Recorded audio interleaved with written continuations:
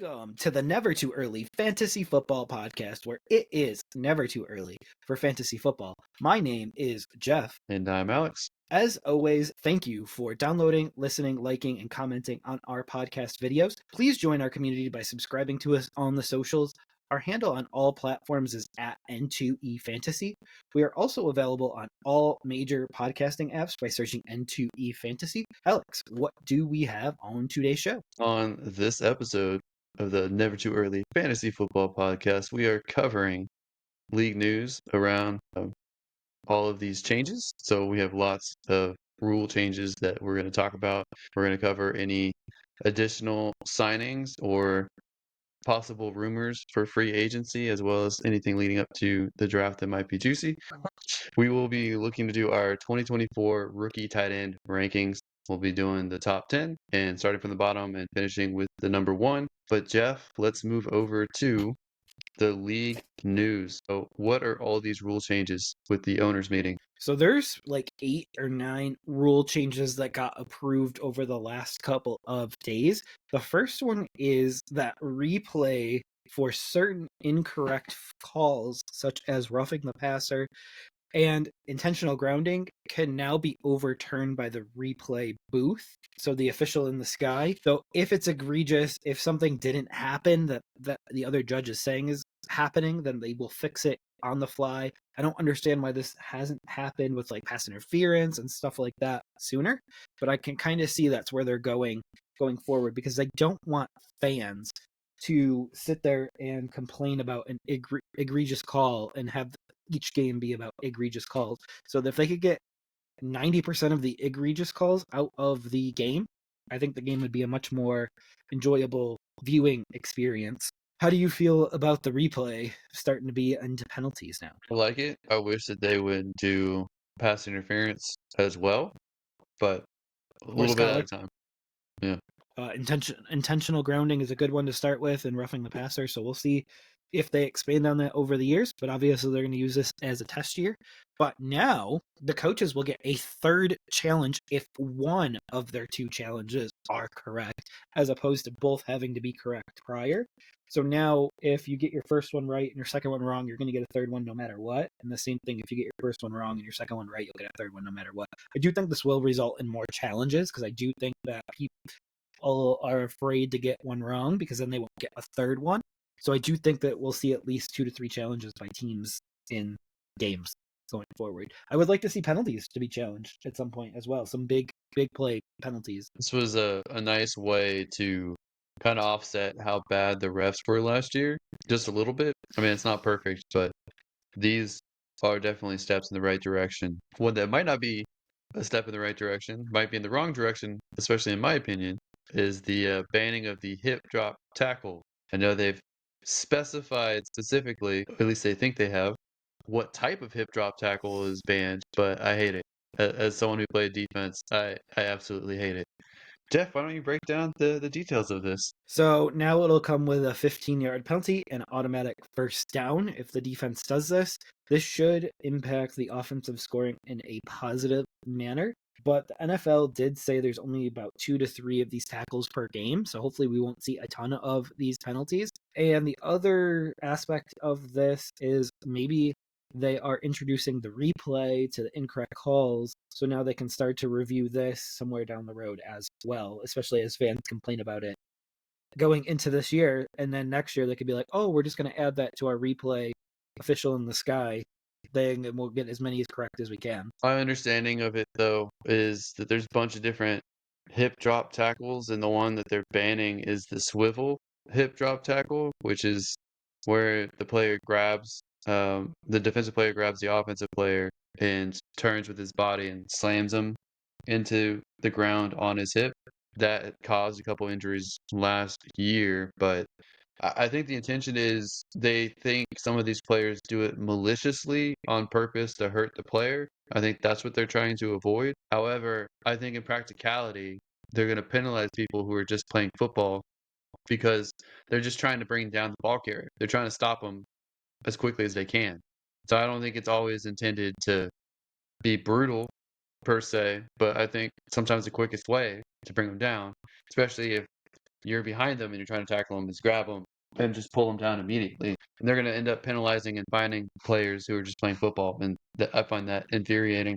Absolutely, and we will see what that looks like, but we know that we lost Mark Andrews to it last year, so I think they're trying to avoid that going forward, but it is a new rule moving forward now. Now, I know you're a little bit less positive on this upcoming rule than I am, but I am really excited to see the NFL reestablish the kickoff, the kick return into the football game, and they're doing that in the way of the XFL kickoff method that we had talked about a few weeks ago, where so the kicking team will line up on the 30 and the kicking team will line up on the 35 and the kicking team will line up on the return team will line up on the 30. So basically what that looks like is there's only going to be a 5-yard, so there'll just be an automatic hit without running full speed into players. So this should cut down injuries.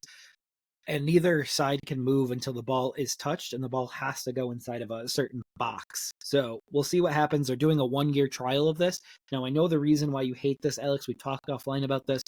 Is it eliminates the surprise onside kick. So we're going to see what that does going forward. But there is talk about adding a 4th and 20 play in the future, but that is not going to be in the first iteration that we are talking about here. I know that the onside kicks weren't always very successful. They probably have a low probability of success anyway. But that to me was a fun element of football. And that being removed, I think, is a detriment to the game. I think the rest of this kickoff change could be interesting. I'd like to see how it works out in the NFL. I'm not sure if it will or not, so that'll be interesting to watch. But the XFL is back to changing the game. So I think that's a extreme positive for football to have these spring leagues to be able to test out some items before they do bring them to the NFL. And this just happens to be one of the first few of that bunch. Now, teams in the postseason will be able to bring back designated for return players an unlimited amount of times. So if you put on someone on IR, designate them to return, you can do an unlimited amount of times in the playoffs. So speaking of the designated for return, teams can now place 2 players on that list at the end of cutdowns and designate them for return. Prior, the rule was that if you got put on IR, to start before the cutdowns were complete and before the league year officially started, then you were unable to return for that season and you were out for the year. So this is a pretty significant change. We're going to have to pay attention to this, especially as fantasy players, because there might be some league mates that we're against that aren't aware of this change, and they might assume that a player going on IR would have them out for the season, and that is not the case any longer. So we just have to pay attention to what teams designate there. How do you feel about the IR changes here? I don't think it'll change us too much as far as dynasty football and regular fantasy football in the leagues that I'm in. I mean, I'm certainly okay with it expanding, and I would even be okay if they added a third one in the future too. I think the more you can protect your injured players, the better. And if someone's out, if you have like 5 guys that get hurt all at once, you can be able to stash some of them that might be able to come back in time and bring in replacements to kind of fill in the void while they're out. I think that's better for the game, so I'm okay with it. What I'm most excited about, which is a positive direction, is the trade deadline was moved back a week. It is now November 5th, Election Day in some regards, this particular year. I think that it should be moved even further into the future, like maybe even an additional week or 2. But just being moved forward 1 week is a positive step. Yeah, and you know why they don't want to do that, right? They don't want people just selling off and just tanking out of nowhere. And they're afraid that an extra 2 weeks are going to create that. So that's why our Dynasty League has a deadline, so no one tanks and does that. I don't necessarily have an issue with tanking at all, really. But if they want to avoid it, then they should change the way the draft works, and they should stop rewarding the worst team with the first overall pick. But how often is the first overall pick the best player drafted in the league? I mean, how often could they be the best player if they went to a different situation? They could, but with the way that it is right now, I I think the tanking isn't so much for competitive reasons as it is for keeping our broadcast partners happy, because no one's going to sit there and want to watch a tanking team versus another tanking team on football. So they're trying to avoid that and have their digital partners complain about getting lackluster games and not getting what they paid for. I get that, but I think they should change up the draft then because I have one fantasy league that I really like how they handle the draft selection, and it's the best team that missed the playoffs gets the first overall pick. So everyone who made the playoffs, they have a chance at the money, and the best team that didn't make the playoffs because they kept competing, they get the first overall pick next year. So I think that'd be kind of cool to implement in the league.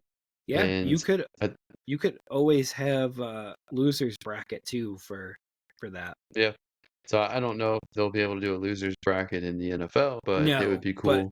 it would be more playoff games. Yeah, yeah, which is they wouldn't which is have to more inventory. expand the winners playoff bracket anymore. They could have a losers bracket. Yeah, they could have these teams that didn't make the playoffs give them a shot at the number one overall pick. Be kind of cool. Lottery would be kind of cool, but only for obvious reasons. The fact that it just adds another TV show and something for us to watch in the off season.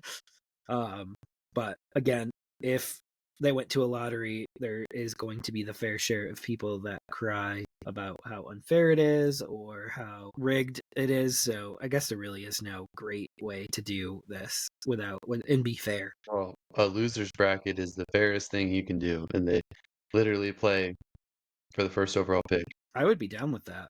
I just would hate that if you're like a low team that's really trying and you could never win the losers bracket, i.e. my team last year. Oh, we did everything to win and we still lost. So I don't know what you do with us because there was no tanking there. There was no like here's we were trying to win. That's the worst part because we didn't even have our first overall pick. It was with Chicago the whole time. But I do hate that the trade deadline is on election day because I feel like that feels like a lot of coverage for one day for a lot of fantasy players and people that are American citizens. So that's just a lot of media coverage for one day and a lot to keep up with. But the good news is the trade deadline will end at 4, and then you can pay attention all to that election coverage all the way until the wee hours of the morning. Jeff, to go back to the playoff thing, potentially, if they had that rule, the Panthers could have had the first overall pick without having the trade with Chicago. Chicago probably wouldn't have gotten the first overall pick this year to get potentially Caleb Williams. That would have changed the whole dynamic, I think. You're blowing my mind. You're just blowing my mind. All That right. explosion that you heard was the my brain exploding. All right, so on to other changes quickly here. So now a team can elevate a third quarterback to be the emergency third quarterback an unlimited amount of times from the practice squad. So I do think we're going to see teams cut down on how many roster a third quarterback on their active roster. I think in extreme circumstances, if you have a guy, so if the Raiders drafted a quarterback, they would want to keep all 3 of their quarterbacks on the active roster and prevent them from being snagged from another team. But other than that, like I don't really see a team keeping 3 quarterbacks. Like I don't see the Bills keeping more than Trubisky and Allen. I don't see so like I just don't see a benefit going forward to keeping a third quarterback on the active roster. All right. We have the NFL will have 2 Christmas Day games that fall on Wednesday this year. So either the team is going to have to play on the Saturday before, and they're justifying this by the fact that this is basically the same distance between Sunday and Thursday, which is fine with me. Totally fine to watch football on Christmas, but it will be really interesting to see how that goes now. Any thoughts about Christmas Day games? Do you like them, hate them? I like them. I'm not sure how my family feels about them because I'll just want to sit in front of the TV and watch football instead of doing all the family time stuff. But I And like you know it, the and I think Texans are that going to they're be on this year. yeah, I think that the NFL is gonna dominate the TV on Christmas, and I think the other sports like NBA are going to suffer as a consequence. What's other sports are we talking about? I thought football was It, the only sport in America. well, it's definitely predominantly, overwhelmingly the most popular. Definitely overwhelmingly. Yeah, it's all the things. Alex is all right. So All now we right, can but move on. before we continue, this is our sponsor break right here. We don't have sponsors, but we can make them up. Former superstar running back Le'Veon Bell has an OnlyFans account, and we have the promo code for you guys. So if you like Le'Veon Bell, use the promo code Ring My Bell and enter in for a discounted price, just $9.99. Come on, guys, Oh, it's Le'Veon Alex. Bell. Oh, Alex, you better not get us sued. You're Ugh. taking this one. I did say we made it up, so don't. This is true. We don't have Well, sponsors he just yet. does have an OnlyFans account, but we made up the promo code. So, Hey, all a right. guy's got to make a living. I mean, he apparently wanted to come back, and that's not the direction I thought he. Oh, on that note, let's move forward with Brandon Ayuk wants to be paid, and he indicated on his Instagram that San Francisco hasn't seriously stepped up to the negotiating table. What do you make of this? Because the comments this week seem like San Francisco wants to negotiate a new deal with Brandon Ayuk. Are you sure that that's what he was insinuating with that? Because it just seemed like he posted random emojis to me. What those So emojis say to you? I'm pretty sure there was a dollar sign, there was a shouting person, there was a cow, there was the poop emoji, person walking away. Yeah, I don't know. So, if you were a smart guy, what do you think that that would insinuate? Uh, I think if someone had a really big poo and it was worth a lot of money and they had to run out of the restroom. It is money talks and BS walks. So it does seem like the 49ers are giving a lot of lip service to the media right now, but they aren't in the ballpark of what Brandon Ayuk wants as a wide receiver in the NFL. So Well, I am glad that you could break that down for me. So if I ever see more hieroglyphics, I will ask Jeff to explain it to me because that actually made a lot more sense than reading it did. yeah, I speak emojanese. So just so we're clear, I definitely speak emojanese. All right. So let's see here. So San Francisco is okay with Brandon Ayuk playing out his 5th-year deal, which they did say in a statement this week. I don't think that that should fall on deaf ears because that seems like a read between the lines moment. That if they're okay with him playing on the 5th-year deal, he's probably going to play on the 5th-year deal for them. It doesn't seem like they want to trade him though, no matter how much he's trying to go to his dad or his brother Mike Tomlin's team. It does not seem like they are going to trade him. All right, so we have the Raiders will have a quarterback competition between Gardner Minshew and Aiden O'Connell, and the Giants nor the Seahawks will follow suit here. So Daniel Jones appears to be locked in the starter with the Giants, although they're not opposed to drafting a rookie quarterback. And the Seahawks will follow suit with Geno Smith being the starting quarterback this year and not have a quarterback competition with Sam Howell. Do you think that's a mistake? It could all be moot if they draft a rookie quarterback. Or anything I think here, Alex? I think all three teams are fully capable of drafting a quarterback and sitting them behind any of these guys. The Giants they have to pay Daniel Jones anyway, so they might as well see if he can turn it around at some point. But they brought in Drew Lock in case the poo emoji hits the fan. And Minshew was given a lot of money, but I still think he's a backup because it's nowhere near starter level money. Antonio Pierce, the Raiders head coach, has already said that the starting job goes through Aiden O'Connell. Now, a lot of people who don't like Aiden O'Connell, they'll say that that's pretty easy roadblock, but I think Aiden O'Connell played pretty well.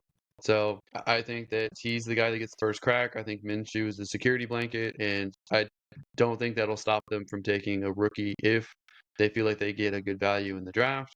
But if not, then I think that they're okay for a season and potentially kick the can at quarterback the next draft if it doesn't work out this year. The Giants, they're definitely going to be scrambling to try to get a quarterback, and I think the Seahawks could look at a potential long-term quarterback as a rookie, but they might be happy with Sam Howell's upside. He's still a young player. I think that he could still develop, and they could smooth out some of his edges while Geno starts. And I think any of those 6 quarterbacks I named, I think there's a good chance that, all of them start at some point this year, even if it's just spot performances. Yeah, absolutely. And did you see something different on the Antonio Pierce and Aiden O'Connell? Because the Antonio only yeah, thing, go ahead. so, there was an interview that he did, and he said that Aiden O'Connell has earned the right to have first crack at quarterback, and then it goes. He said he's earned the right to compete with Minshew as QB1, and he would like to see Aiden O'Connell be more vocal. But that's not a good quality to ask for in your starting NFL quarterback, to be more vocal. Pierce also followed it up with he does not want a church mouse running his offense, insinuating that Aiden O'Connell speaks up like a church mouse. But I think this will be a healthy competition going into this week or this season, and it'll be interesting because it will be a possibility that they go with a rookie quarterback this year. We can move on to the Dolphins making news offering a supposed deal to OBJ. There's been no details about the contract offer or anything regarding it, whether OBJ is interested, we don't know. But Jeff, what do you think about the Dolphins reaching out to OBJ? I think that this is a crowded offense, and I don't love it, but I would have to find a way to squeeze some of his stats into the Miami Dolphins offense if he does sign there. It's a good fit for him because obviously people go to Miami to retire, so he's just getting a head start into a retirement that he has coming. What'll be interesting though is could he take away some of the beloved tight end targets that you had earmarked for Jonnu Smith? That was kind of my first thought when I saw this, is that he could potentially be a tight end type for this team. I just found the quote at the end of the day. Listen, Aiden O'Connell played his butt off. He did a hell of a job for us. Talking about a kid that has mental toughness to play in the National Football League. Whatever happens, whatever we do, it has to go through Aiden O'Connell. Being honest with you, because he's earned that right. NFL.com, and that was on the 24th. He says taking care of the football, which he's done a great job managing the game, putting up points on the board. I think he's done a great job this offseason. You don't want a quarterback. He says the one thing I would love to see him is to be more vocal. You don't want a quarterback being a church mouse. Yeah, they're all part of the same conversation. So it seems like he's speaking out of both sides of his mouth, which is very customary for coach speak. Very customary Welcome for to the coach league, speak.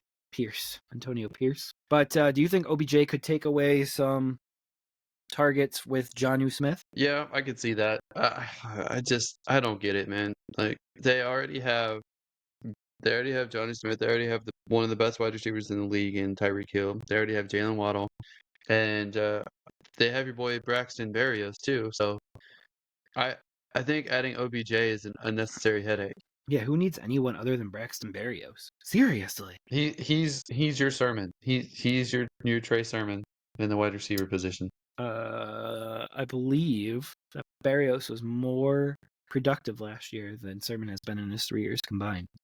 That's fair. Don't let our friend Jerome hear this. All All right. right. So, no takers for Zach Wilson, and the Jets just might keep him as a third quarterback this season, which is completely opposite of what we were just saying about 5 minutes ago, how no team could ever possibly keep a third quarterback. But there is a chance that the Jets cut Zach Wilson and bring him back onto the practice squad. So, I mean, there is always that possibility. I don't think anyone would even take Zach Wilson for free at this point because his reputation has been so damaged. Like, he would need to go through a serious reclamation before anyone would desire him. I mean, if I was a team, I think I would take a chance on Zach Wilson over Mac Jones at this point. So I'm kind of confused. by that aspect.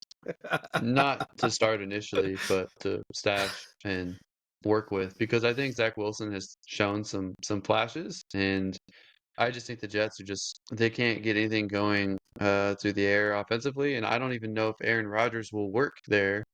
He got hurt before we ever found out, so it could just be garbage situation. I mean, They got Tyrod. we've seen lots of quarterbacks go through there. We've seen Mark Sanchez go through there, not too great. We've seen Sam Darnold go through there, not too great. Now Zach Wilson, we've seen they've had a lot of quarterbacks. Maybe the best quarterbacks that they've had, maybe Chad Pennington for a little bit, maybe Fitzpatrick for a little bit, but Mark Sanchez was pretty good for a few seasons, and then I don't know what happened to his career after that. He just like took a nosedive. I mean, there's something about USC quarterbacks that they don't succeed in the NFL. Looking at you, Caleb Williams. Looking at you, Matt Leinart. Matt Leinart. Carson Palmer is probably the best one. Hey, he's was a good quarterback. He forced his way out of Cincinnati, right? Hmm. Oh, right. So that is interesting. And as we've talked about before with Zach Wilson, he still has better fourth quarter stats in 2023 than our buddy Justin Fields. Speaking of former Chicago Bears, the Browns signed former Bears running back Deontay Foreman, which that may signify some pretty significant information that's going on right now with Nick Chubb. Now, we did hear Nick Chubb is getting ready to start running with some weights and stuff like that. So we're going to see what that actually means. But it's interesting because they have Foreman, they have Hines, they have Ford, and they have Strong on their roster. And as they keep bringing on more and more running backs, it makes me think that they're preparing more and more to be without Chubb for an extended period of time to start the season. It was a really bad injury, so I never want to I see it can again. I can see them slow playing. I mean, they made the playoffs without him and without their starting quarterback. So I think that they can afford to wait on him and rest him. And Foreman is a pretty good short yardage running back. I think that a lot of people in the fantasy community really like Pierre Strong on his upside. I haven't really I did seen. like him. I still don't really see that. I know they. I think they still have Jerome Ford. They do, So and they can afford to start Ford. so I think that they will work on it in the short term, and then one of the guys there will get cut when or demoted or whatever when Nick Chubb comes back, is my guess. No, I completely agree and see that wholeheartedly, but I think it's still a little too early to tell what's going to happen with Nick Chubb. But I just have my antennas up now that they've got a fifth running back on the roster. All right. So now we go to some minor deals because our first wave of free agency is long over at this point, and now we're getting to more minor 1 year deals. And the Eagles signed former Giants and Colts wide receiver Paris Campbell to a 1 year deal. Is that a major signing, or do you think he's going to play fourth fiddle with Devonta, AJ Brown, and even Dallas Goddard to an extent there too? No, I don't think it's fantasy relevant at all. I think he's a really far down the roster, and I think he's mostly gonna contribute on special teams. Okay, I could see it. So that's good, and it does seem like the Eagles may need to find a fourth or fifth wide receiver in the draft this year, or try to hit the bargain bin in waivers right now with Gallup and Boyd and few others still on the market. But Giants re-signed wide receiver Isaiah Hodgins. I was a little surprised that they let him walk when he was a restricted free agent, but they did bring him back to a 1 year deal. He has been the most productive wide receiver through the last 2 seasons with the Giants, and he did seem to have real chemistry with Daniel Jones. So we're going to see here with Daniel Jones back, presumably if he can continue to build some chemistry with him. But they have Wan'Dale Robinson, they have Jalen Hyatt, they have Darren Waller, presumably won't retire at this point, and we're going to see what they do there. But I think the offense takes a major step back without Saquon Barkley there, because I think the Barkley to Singletary drop down is massive. Yeah, if they don't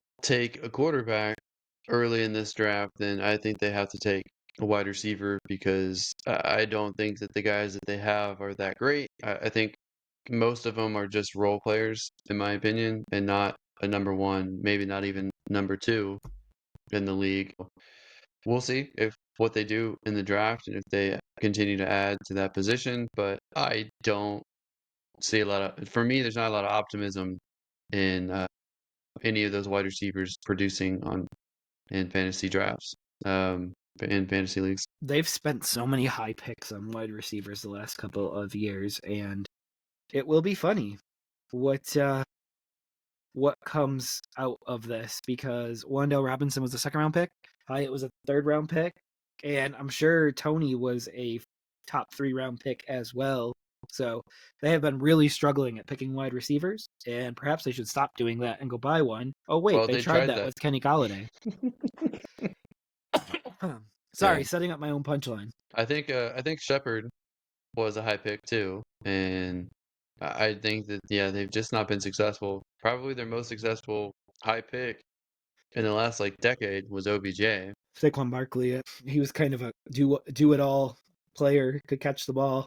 He was But their only pass catching option that they've actually drafted well in the first 3 rounds. just to be fair to the team, I think Hyatt still has really high potential, and I think that Wandale can also improve this season as well. I think he showed positive strides last year, and I've not been a fan of Wandale, so I think those two guys, and if they bring in like an X wide receiver to complement those two guys, I think that they'll be in a much better situation. Because to me, Wandale is more of like a movement slot guy. Hyatt's more like a vertical Z. I think that if they get more possession based, bigger target X player, I think that their offense will all of a sudden look better, especially if Waller doesn't retire.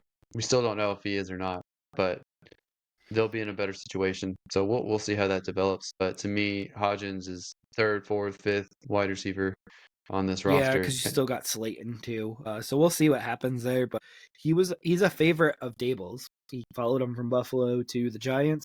So we're gonna see what happens there. But yeah, Sterling Shepard was a high pick.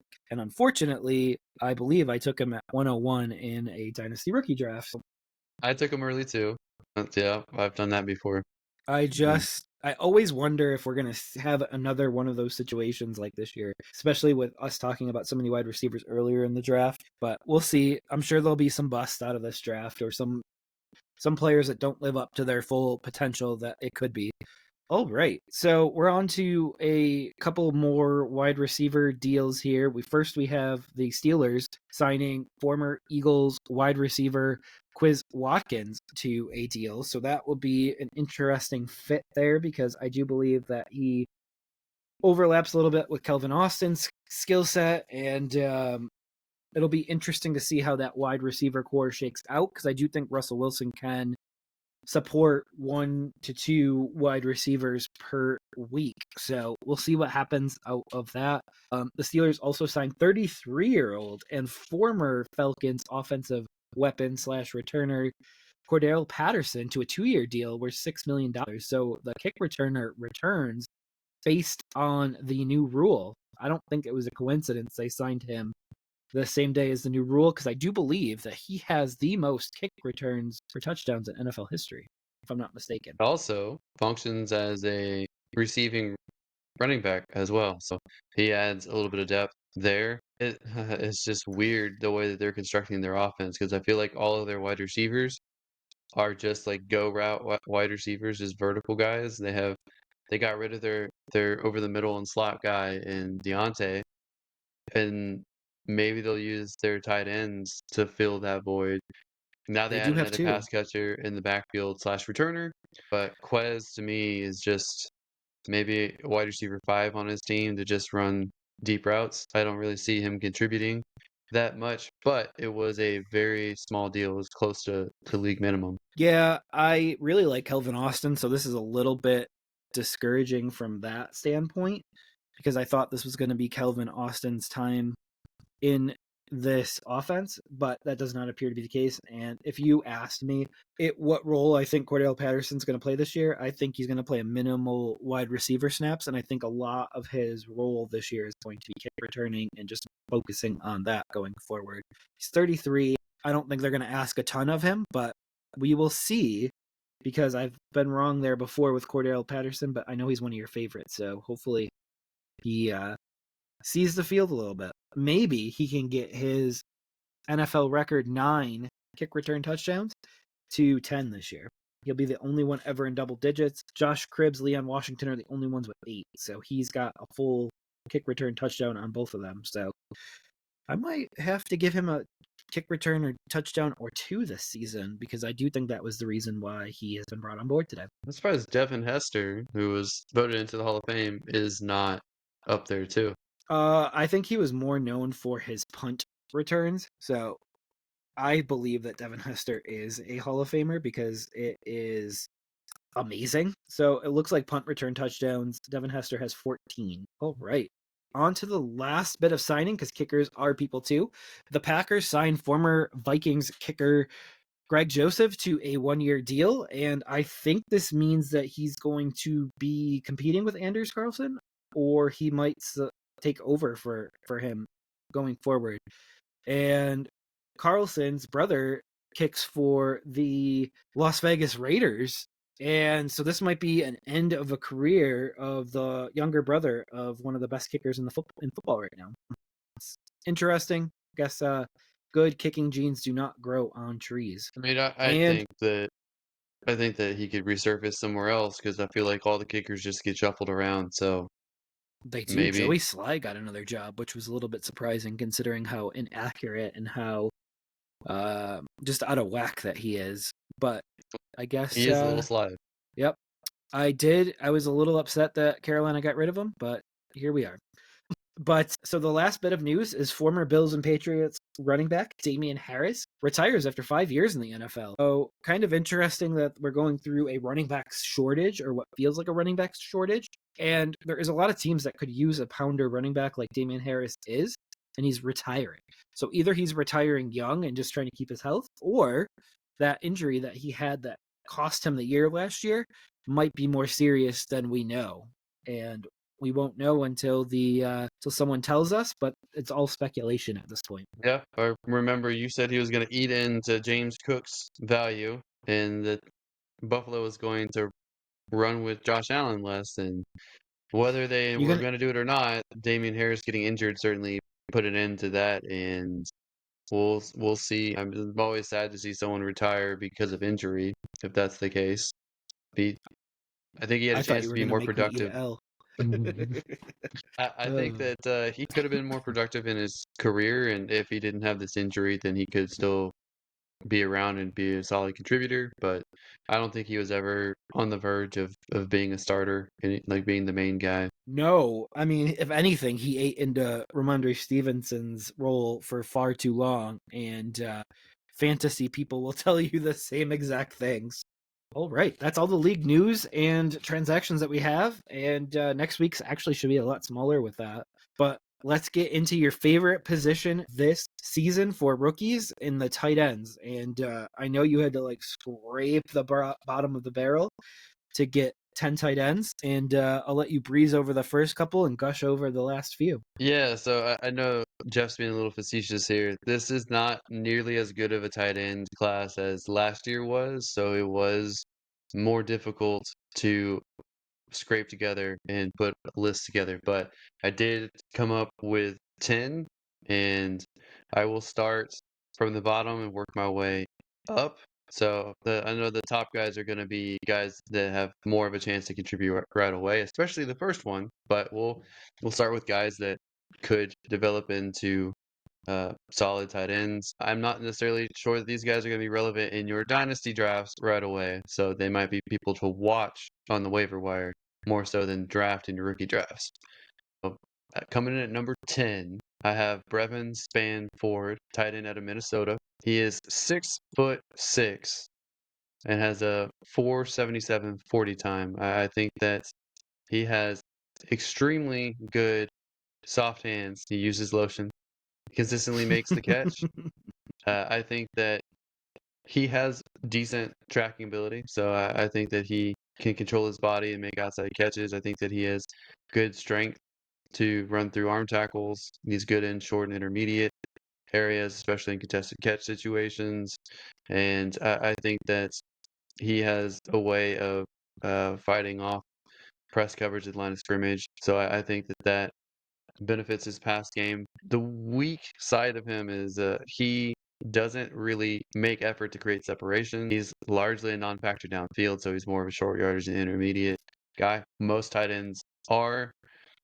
He's more quick and fast, and I don't think that he's going to be able to beat defensive backs in the NFL. I think that he's a solid guy to keep an eye on, not necessarily to draft in your rookie drafts.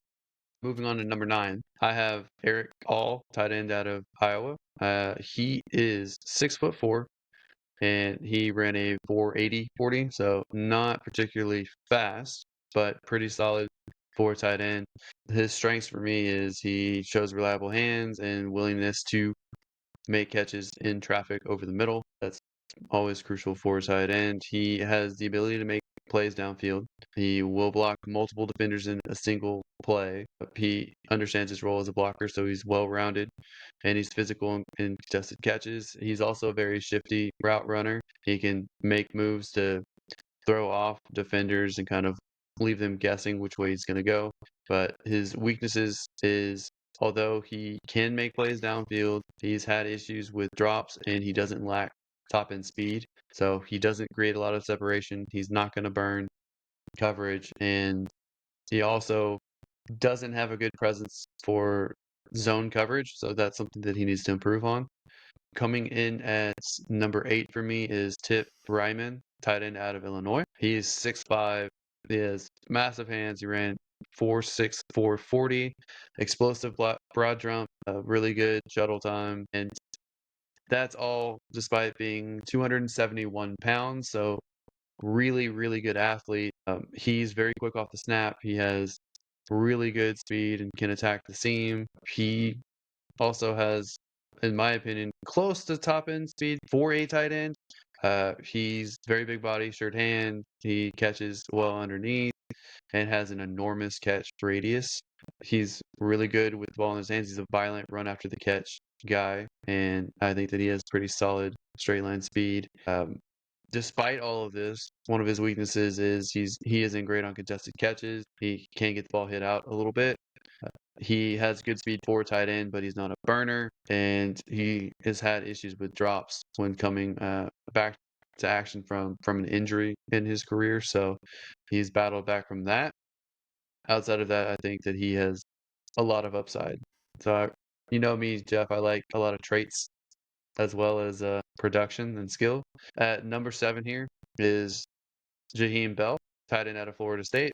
He is on the shorter side for a tight end. He's 6'2", 240 pounds. He ran a 4.6 140. He is pretty much just a receiving tight end. He doesn't add anything as a blocker. He is agile and quick. He has a lot of open field speed, and he can outrun any linebacker out there. So he does well there. He's a yard after the catch, receiving type tight end. He has good ball tracking, and he's very good moving laterally. He's not a good blocker. He faces difficulty when going up against physical linebackers, and he can get roughed up at the line of scrimmage. So those are the weaknesses that I have for him. He's only going to be using the passing game until he improves his run blocking. At number 6, I have Dallin Holker out of Colorado State. He's 6'3", 4.7 840, explosive broad jump, really good shuttle. I think that he is really well-rounded. He can move the chains and has the ability to stand out in the red zone and make plays. He was very productive in 2023. He racked up 767 receiving yards, 6 touchdowns, all on 64 receptions, and he also had a rushing touchdown as well, being used from the H-back position for that play. He's a good route runner. He creates good separation. He's a great receiver and finds really good soft spots in defenses. And like I said, he's very good in the red zone. And I think that he's fully capable of making yards after the catch. And he's also a solid blocker. The weakness is, just like a lot of these tight ends, lacks elite speed. He does have a history of injuries, including a significant ankle injury. So that would be one concern for him. And he may struggle against physical press coverage in the NFL. So those are guys to keep an eye on. The top 5 have a chance to actually be really good starters, or at least used well in the NFL, starting off year one. So for me, number 5 is Ben Sonnet out of Kansas State. He's 6'4". He has a 4.68 40 time. He has a exceptional vertical, exceptional three cone and broad jump and shuttle. In 12 games this year, he hauled in just 48 catches, but he had 669 yards off those catches, averaging for 13.9 yards per catch with 6 receiving touchdowns. I think that he shows a better straight line speed than his 40 time would indicate. I think that he looks to get involved downfield, and he can also block fairly well. He's good with the ball in his hands, and he can often fend off defenders. I think that he adjusts well when the ball is thrown behind him, and he can dig out low thrown balls. He also has very good route running. He's very precise, and it seems like he has a feel for how to create separation just naturally. The issues with him is he is another tight end that he's had a couple drops. He could have had more stats if he had better ball security. Don't think that's I think that's about it for him. He doesn't have that many weaknesses. Number 4 for me is the best athlete of the bunch and has the highest upside. That's Theo Johnson out of Penn State. For whatever reason, they didn't target him and utilize him enough in the offense. They had no good wide receivers. He was the best option for them, and they didn't target him that much, which is very confusing to me. But he's 6'6", has massive hands, ran a 4.57 40, really good vertical, really good broad jump, really good 10-yard split. Basically, everything was off the charts for him. I think that showing that athleticism, he's able to do everything that you need with the ability to generate separation. He can be physical. He finds really good spots in coverage. He has actually pretty good blocking capability. I think that needs to be refined a little bit. Uh, he has excellent hands and body control. He's very good in the red zone, and he's very versatile, capable of contributing both as a flex out receiver or an inline tight end. So he can be used in multiple schemes. So I really like that about him. My issues with him is he didn't have a lot of production in college. He does seem a little bit raw, so he does seem that there's aspects to his game that need refinement. But the upside with how athletic he is, with how talented he is sky high. The next guy for me, Cade Stover out of the tight end out of Ohio State. To me, he is pretty well rounded, but not super athletic. He does have a solid 40 time 4.65. He's 6'4". He's pretty much well rounded, like I said. He's explosive enough to make plays. He's not going to be a burner. Most of these guys are not burners. He's pretty agile. He's pretty quick. He's got strong hands. He's a reliable catcher. He could be clutch in key situations, especially third downs and the red zone. So very useful, physical after the catch. Despite being on the older side for a prospect, I believe he's 24, he's kind of inexperienced. He hasn't started that much until recently. Granted, it's Ohio State. They're pretty loaded on a year-to-year basis. I think he's more skilled than athletic, and I think that he doesn't utilize his full catch radius as much as he should. It's not ideal, and I think his blocking skills are underdeveloped. I think he ranks pretty poorly in that regard. Number 2 tight end for me, Jatavian Sanders out of Texas. I think that this part's pretty standard for most people out there. He kind of reminds me of another Texas alum, Jermichael Finley, a little bit. He is a really good receiving tight end. He's fairly big, 6'4", 245 pounds, and he runs a pretty good 40 time with 4.69. I think he's a good open field blocker, not exactly on the line blocker, but he can find good angles to block. He's super reliable as a receiver, and I think that he has pretty good deep speed, has a very good effective catch radius. He's good after the catch. I think that he rarely drops a pass. It's very rare to see anything like that out of him, and I just think that he faced difficulty playing against elite college edge defenders at the line of scrimmage as a blocker. He's not suited for traditional tight end blocking, so not really for an inline blocker, and not for an inline tight end. More of a flex wide receiver type of tight end, more like a Kincaid. He doesn't block very much, and he needs time to develop to become a well-rounded tight end. Jeff, my number one tight end, and everyone's number one tight end is Brock Bowers out of Georgia, which he's a weird exception, probably the only time you could say generational tight end. The only time I think this year you could say generational for any prospect and be 100% accurate. He is as well-rounded as George Kittle is right now with the San Francisco 49ers, but has sky-high athleticism. I know that he's on the shorter side for tight end. I think he's barely 6'3", which tall for us, small for a tight end. He has a really good combination of athleticism and size. He led all tight ends in yards after the catch, which was 479 yards. He's wide open, even when he's guarded. He's so versatile. You can use sweeps, reverses, screens, as well as inline, as well as down the field. I think that he does everything well. He has pretty good playing strength and body control. He's a solid blocker. He can just maximize his catch radius as well. Honestly, I just think everything he does is pretty awesome. And if you're gonna pinpoint any weakness to him, he's only 230 pounds and he's on the shorter side for a tight end. I think that he could have some concerns with physical play and bigger linebackers, but overall, I think he's everything that you want in a tight end, and I think he's going to be highly coveted in the draft. So for me, Bowers goes round 1, maybe as high as top 10, which is where I expect. I think Jatavian Sanders probably second round. I think Stover and Theo Johnson probably maybe second, probably third. Sonnet probably third. I think the other guys are all mid rounders to me.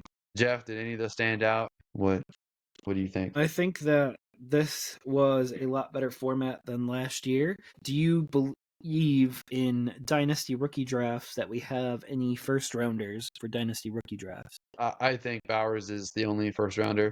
Okay. What about a second rounder for dynasty rookie drafts? That's tough because there's a lot of good wide receivers, and I know people have the inclination to take some quarterbacks in the first 2 rounds and maybe a couple running backs. To me, Jatavian Sanders could be a mid to late second rounder, and then I think Theo and Stover could both be third rounders.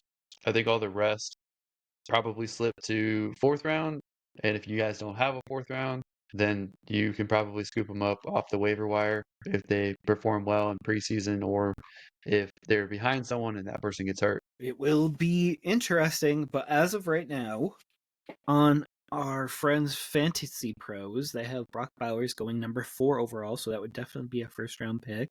And they have Sanders going 24 overall, which would be a late second round pick. Exactly what you just said there. I think that's a little bit high for Bowers because I would rather take a stab at a wide receiver, depending on where wide receivers land over a tight end. But we'll see where he lands. I took the risk on Kyle Pitts in a league, and I don't love the results of it.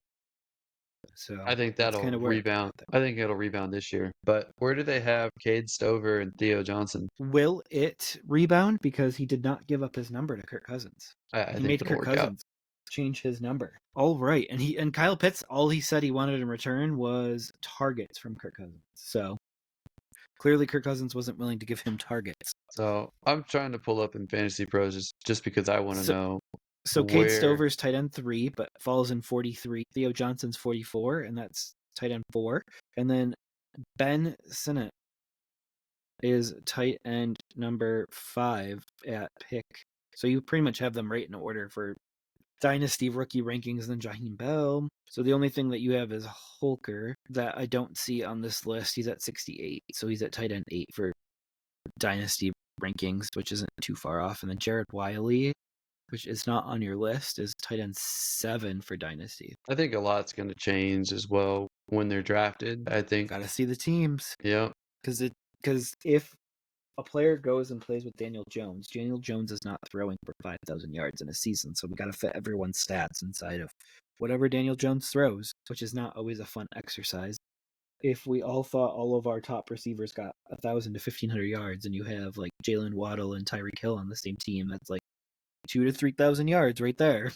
And the yards kind of dwindle really quickly because the running backs eat away, and the tight ends eat away, and the ancillary wide receivers eat away at it. I'm just trying to think, like, what would be an ideal place for these tight ends? Because I'm just thinking through all the top quarterbacks, and they all have tight ends. You know where I think that Bowers should go. We talked about it the other day, and you disagreed with me. I know you think Indianapolis, which I don't Yep, think would be a terrible spot for him, but they seem to be pretty warm on the tight ends that they do have. Doesn't make sense to me, but they seem to be. And I honestly think Alec Pierce they could upgrade there. So I like Brian Thomas to the Colts. I think Theo Johnson would be really good with the Colts too. And it wouldn't have to be a first round pick. So I guess the Jets would be a good spot for a tight end. I know the Chargers. I know they got a couple run blocking guys, and then what Hayden Hurst as well. I mean, I think they could yep. upgrade over that, but they may not need to. They got Will Disley too, which was a pretty good pass catcher for Russ back in the day. I mean, the Falcons already have Kyle Pitts.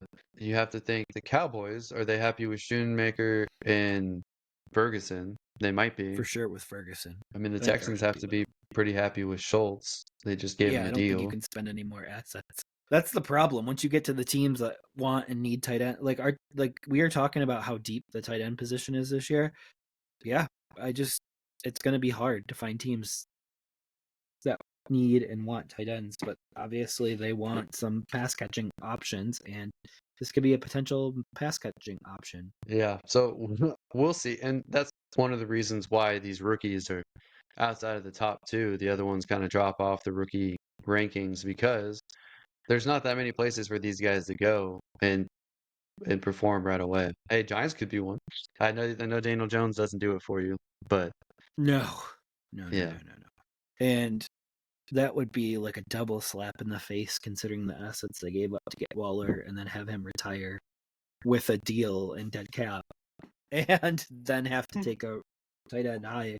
Again, that would be like a double slap to them. All right. Are you ready to put a bow on our tight end position? Yeah, that is it for these guys. Obviously, if anything changes after the draft or rankings move, we'll talk about our rookie rankings for Dynasty later. But that does it for this episode of the Never Too Early Fantasy Football Podcast. Thank you all for listening and downloading this episode. Please don't forget to like and subscribe. Please leave us a comment and share the show. Every little bit helps. So, over the next 4 weeks, we will be breaking down the running back position, the quarterback position, the wide receiver position, and we'll be doing a full first round mock. But you can find this and all of our other episodes on any podcasting app by searching N2E Fantasy and with our handle at N2E Fantasy on all social media platforms. Please join our community and give us a follow. Until next time, take care of yourselves and remember, it's truly never too early for fantasy football. Thank you again. Everybody.